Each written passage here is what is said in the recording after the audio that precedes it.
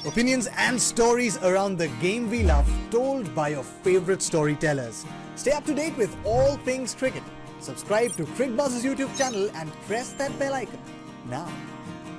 मुंबई के फैन अगर आप हैं तो एक काम करिए, आंखें बंद कर लीजिए, बंद कर लीजिए, टाइट बंद कर लीजिए, क्योंकि 3 में से 3 हार चुके हैं। अभी तक उन्होंने अपना खाता नहीं खोला है इस टूर्नामेंट में। और अगर कोलकाता को देखें आप तो सबसे ऊपर हैं और नेट रन रेट भी जो है उनका सबसे तंदुरुस्त है। नहीं, एक्चुअली सॉरी, राजस्थान का थोड़ा ज्यादा तंदुरुस्त है, पर बुलंद जरूर है वहां पर। 3 जीत 4 मैच में और अच्छी लग रही है टीम। वीरू, अगर आप इनकी टीम को देखें, हम देख रहे हैं कि उनकी बॉलिंग भी अच्छी है, उनके पास बड़े ऑप्शंस हैं, बल्लेबाजी इनकी नंबर 8 तक जा रही है। अभी कोई कमी लग नहीं रही इस टीम में। आई थिंक कमी एक ही लग रही है, जो बीच में नीतीश राणा या अय्यर या ओपनर के लिए रहाणे, इन 3 में 2 के चलने की जरूरत है, उनको फॉर्म में आने की जरूरत है, क्योंकि वो रन बनाने चाहिए। क्योंकि पीछे वालों पे अगर आप ज्यादा भरोसा छोड़ दिखाते रहोगे हर बार, तो वो भी तो आउट होंगे कभी ना कभी। तो बेहतर है कि आप ऊपर वाले भी फॉर्म में जल्दी आए, क्योंकि रन बनाने जरूरी है। अगर उनके रन लग जाते, चाहे वो भले ही 20-30 बनाए, और वो 20-30 बनते रहने चाहिए, ताकि जब जरूरत पड़े तो वो उस 20-30 को 50-60 या 80 में कन्वर्ट कर सके। तो आई थिंक वही एक लगती है मुझे। बाकी तो और बॉलिंग सबसे बढ़िया लग रही है कोलकाता की, अगर सारी टीमों की देखें। अजय भाई, मुंबई के लिए अब कुछ तो उनको गुट्टी पिलानी पड़ेगी, क्योंकि ऐसा कभी इनके साथ हुआ नहीं है कि पहले तीनों मैच हार गए हों अपने। तो 5 भी हारे, 2014 में हुआ था ना, सॉरी 5 हारे थे उसमें। ओहो, फिर क्या टेंशन ले रहे हो यार, चलो नहीं, टेंशन लेने वाली है आगे। हाँ, नहीं टेंशन, क्योंकि वो अलग हार जीत तो होती है, लेकिन अभी आपको नजर आ रहा है, ये आपको सिर्फ ये 3 नजर आ रही है। मैं मुंबई का फैन हूँ ना, तो मुझे पिछला साल भी चुकता हुआ नजर आ रहा है ना, क्योंकि 14 मैच पिछले साल भी थे। कितने जीते पिछले साल हम? तो 14 और 3 जोड़े आप, क्योंकि आपकी टीम तो वही है, 1-2 जो फर्क पड़ा है वहाँ।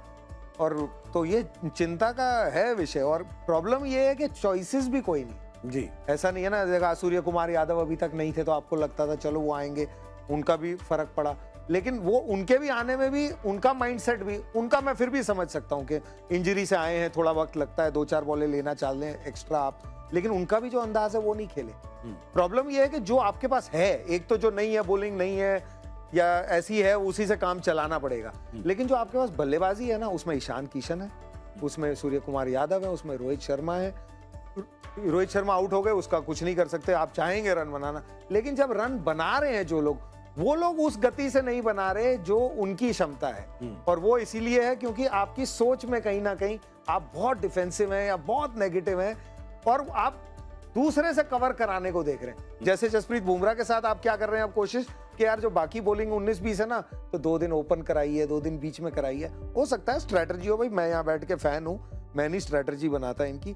तो आप वहां पे एक आदमी पे बोझ वो डाल रहे हो कि उसने अपना भार नहीं संभालना, 2 जो कमजोर है उनको भी घसीट के साथ चलना है। तो 1 आध दिन चल सकता है, 2 दिन चल सकता है, लेकिन लगातार जो 10 मैच जीतने होते हैं ना, या तो कुछ बदलाव होगा, या बदलाव एक ही हो सकता है, वो है माइंडसेट। आप फियरलेस हो जाए, आप हारने से डरना बंद करें, और आप कहें हार तो हम चुके हैं, अब या हम नहीं या तुम नहीं, वैसे आएंगे तो ही बचेंगे। क्योंकि ये बॉलिंग से आप +20 जो वीरू कहते हैं ना, जब आपकी बॉलिंग हल्की हो, मैं 22 कहूंगा। क्योंकि बट सुबह भी शॉर्ट रन भी तो आई थिंक सुबह यही तो बात हुई थी कि भाई कप्तान रोहित शर्मा कर अपनी टीम को एडवाइस देंगे तो क्या देंगे, कि भाई आप जाके बिंदास खेलो। जो कि हम लोग कोलकाता के लिए बात कर रहे थे कि आप इतने मैच हार गए हो मुंबई से, तो पास्ट की बात मत करो, आप जाओ बिंदास खेलो, हारे तो हारो, जीतो तो जीतो। तो वो माइंडसेट अब मुंबई को अपनाना पड़ेगा। नो डाउट आप 5 मैच हारने के बाद आपने क्वालिफाई किया है, लेकिन हर रोज तो रविवार नहीं होता ना। बिल्कुल। और देखिए, बल्लेबाजी जो है, तो बल्लेबाज तो हैं इनके पूरे, आप मान लीजिए, जैसा कि अजय भाई कह रहे हैं, वो अपनी गुण और क्षमता पे खरे नहीं उतर रहे, वो उस गति पे नहीं खेल रहे जिस पे वो खेल सकते हैं, पर लोग तो हैं वहां पर। गेंदबाजी में क्या विकल्प है इनके पास?